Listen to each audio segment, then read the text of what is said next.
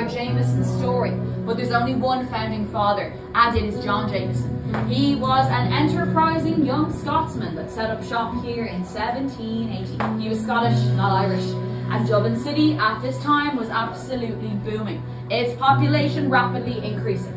We were the second largest city in the UK and Ireland, second only to the worst city in the world, London. We had over 100 breweries around the city at this time, but many would eventually fade away.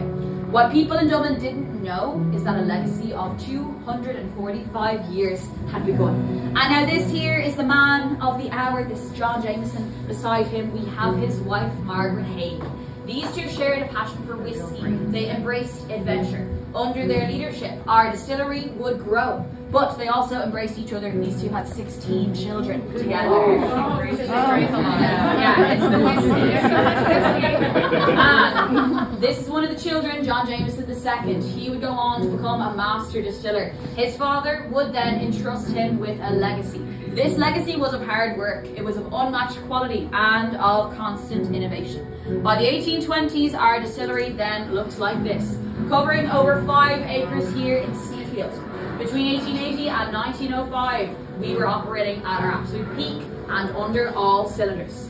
But back to our bottle for a second. So I said already, every bottle of Jameson has the Jameson name, but the whiskey's legacy is one shared by many. On the base of every single bottle of Jameson, what you'll see are these figures here, carrying the barrels on their backs. These are what we call the barrelmen. And the barrelmen represent the workers, past and present, that have worked so hard to build this whiskey. And really, this is their story. By the 1880s then, we are like a small city inside Dublin City itself. We were so self-sufficient at this point, our payroll records list all kinds of skilled tradespeople working here. Folks like carpenters and blacksmiths and millwrights and painters, and as well, we had ostlers too. And these are the ostlers, they took care of our horses. But as well as horses, we also had cats on the payroll in Bow Street. They were employed for hunting the mice around the building. They're actually stuffed and stored over our downstairs bar now. Smithy is taxidermied, so look out for him when you guys are downstairs. So a job at Jameson really is a job for life. At our peak, we had 300 employees, so we supported hundreds all over Dublin. At our peak in the 1880s then, distributing 1 million gallons of whiskey every year. This equates to 6.5 million bottles, and that is roughly equal to our population of Ireland today. So we obviously have our priorities in order over here in Ireland. So we're doing 2 whiskeys a day, 1 in the morning at the start of their shift, and 1 in the evening at the end of their shift. Unfortunately, I do not get my daily grog. But you guys got it. You got it maybe like a mixed drink or a Jameson neat. And if you're having it neat, you're basically having it the same way as the employees had too. So we're doing really well, these employees are working hard, but then the 20th century comes and things start changing around the world and in Ireland as well. So there is war worldwide, there's economic turmoil, but in Ireland there's also revolution. So soon 1,000 distilleries had become only 3. At this point, we're exporting our whiskey all over the world, and more people are trying the triple distilled smoothness and the incomparable taste of Jameson. However, things would soon intervene. And this was in the form of political and military unrest. All around the world, war breaks out, causing economic turmoil, not only once, but twice. But us here in Ireland, we have conflict of our own. The 1916 Easter Rising. The Irish people rise up. We fight for our independence. Due to our prime location in the centre of Dublin City, our distillery is used as a fortress by the Irish rebels during the Rising. Martial law is then imposed, so we close for 2 weeks. But our wage books show we still pay every single employee for this time. And then things pick up for a few years, it starts to look good again for Jameson.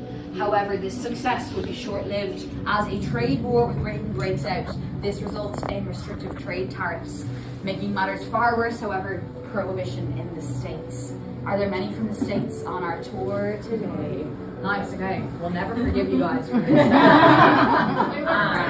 Listen, you have made up for it. You still are our biggest market today. But at this time, losing that big market was a huge loss of momentum.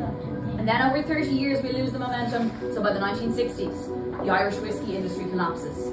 We have to try and do something to bring it back.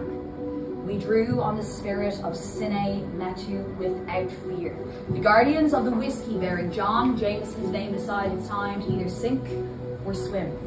And the other two distillers that were left felt the same way as us. So in 1966, we end generations of rivalry. And Jameson, John Power and Son, and the Cork Distillery Company all merge. They form an Irish whiskey supergroup like never before, the Irish Distillers Group, which still exists today.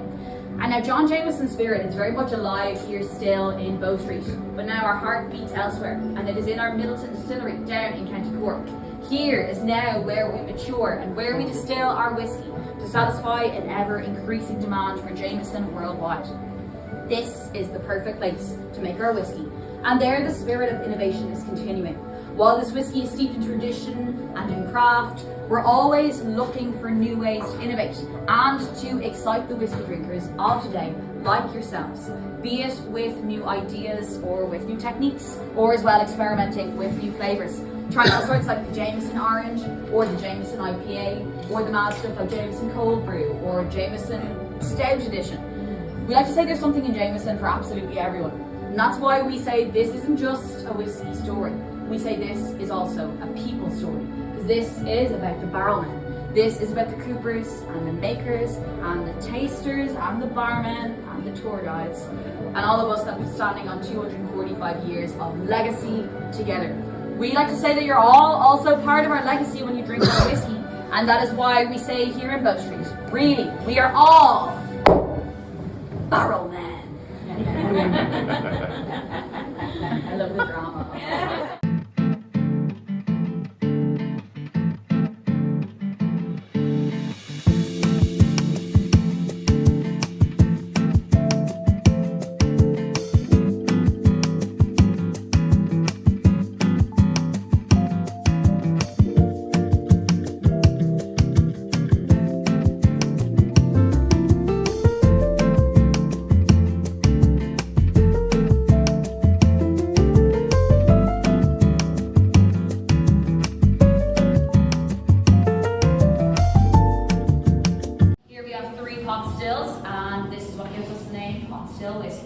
All of our liquid goes into the first still.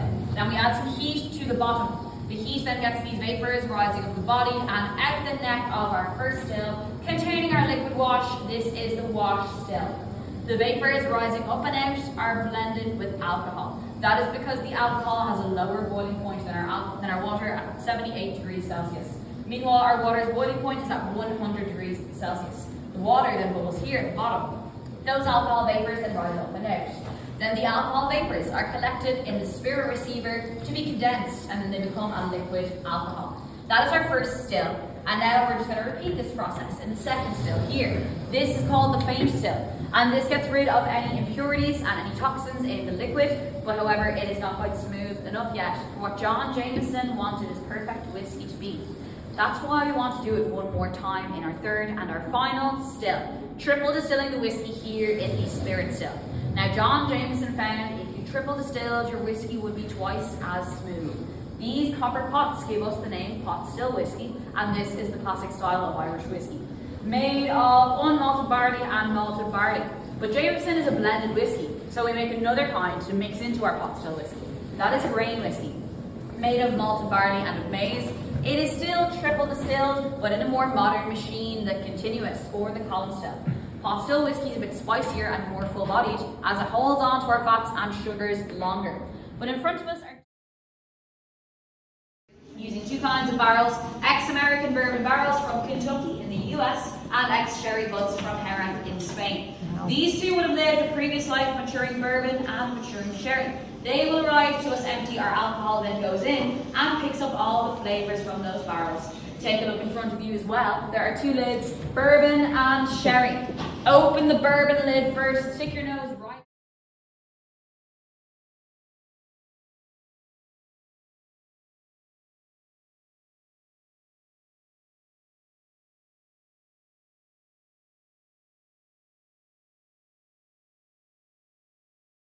Operation.